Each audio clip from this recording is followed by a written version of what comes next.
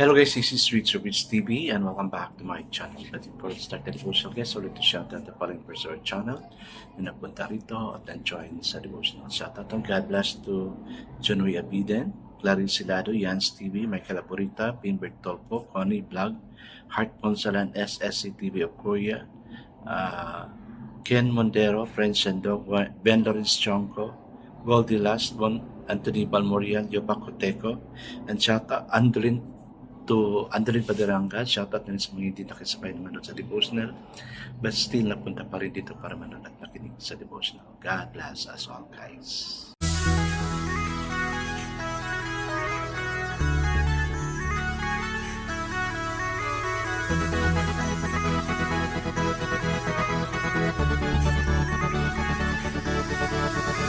Rich TV, where you heard it, number one is on the top.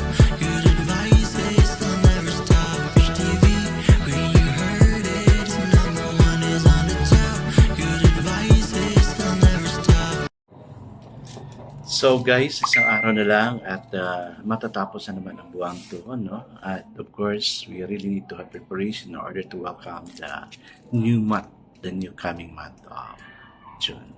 Guys, the focus of what we're going to study this evening for our devotional is so nice. This is about how the Holy Spirit will work in us. So, the focus verse for this evening, guys, is found in Acts chapter 2, verse 5 to 13.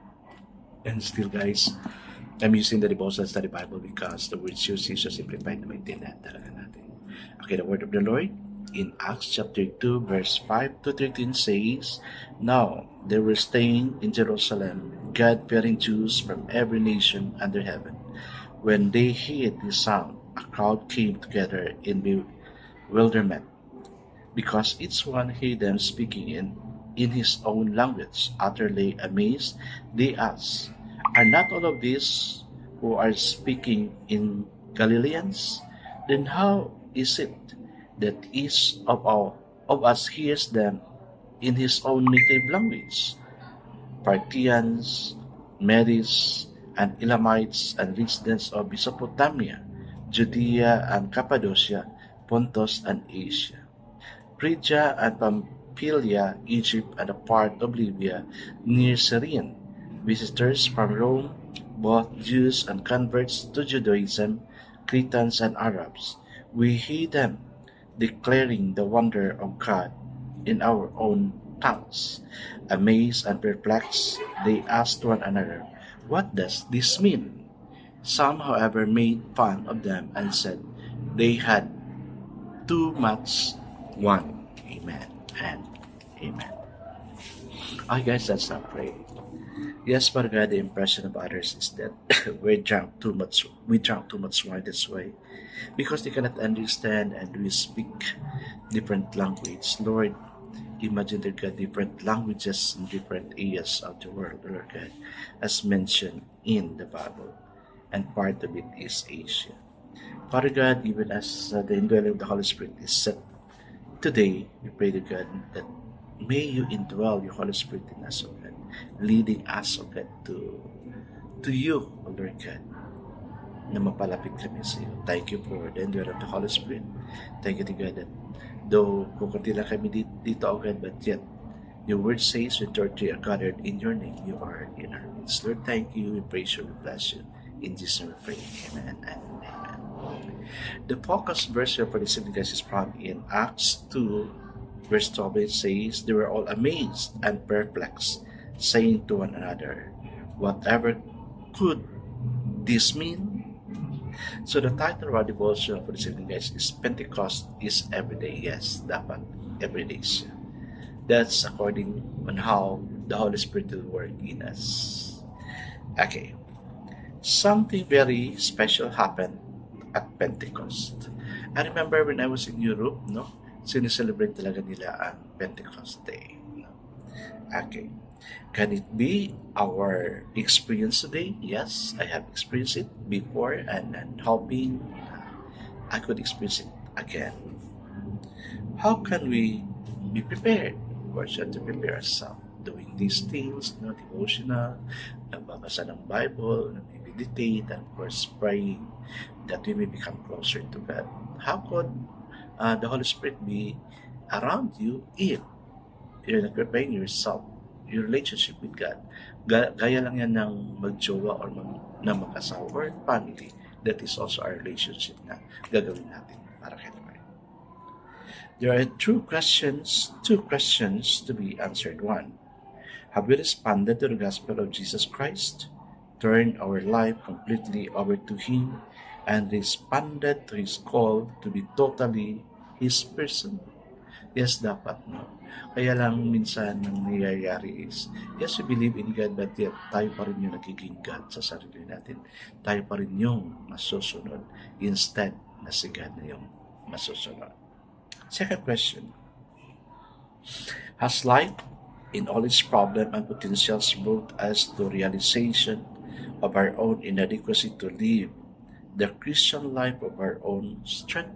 Yes. Minsan pag may problema tayo, we do not go to God.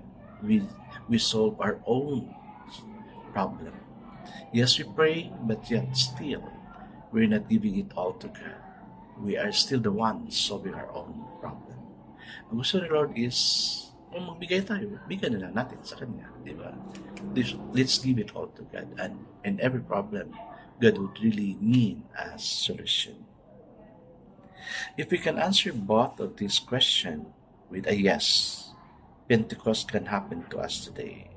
It can be our personal baptism into power of the Spirit indwells our whole nature. And it can be the church's corporate rebirth to a new stage of effectiveness in our communities and our world. Here is a prayer for power. Let's pray it, guys. All together, kung pwede, sundin nyo lang. In a way, hindi ko marinig yan kasi you're the only one looking at this devotion. But as much as possible, when I pray this slowly, you follow it also. Okay, guys, let's now pray. Holy Spirit of God, we pray for Pentecost to happen to us and to our local churches today. We long for an outpouring of your power to enable us in Christ's ministry of love and suffering for the world. We cannot do or be with what you have called us to perform in the world or exemplify to others without your life within us. Amen and amen. Guys, that's simple, no? And believe that the Holy Spirit will really work in you. Thank you for praying for that prayer, and I believe God will really work to each one of us. Let's now pray. Father God, the Pentecost can and will happen in us this evening and forevermore. Amen and amen. Yes, guys, do not neglect to ask the presence of the Holy Spirit in us so we could gain power to perform things and even to pray for. God bless us always because you know what your bless us 10 times better. This is again Rich TV. Kita-kita tayo ulit sa muli. Paalam!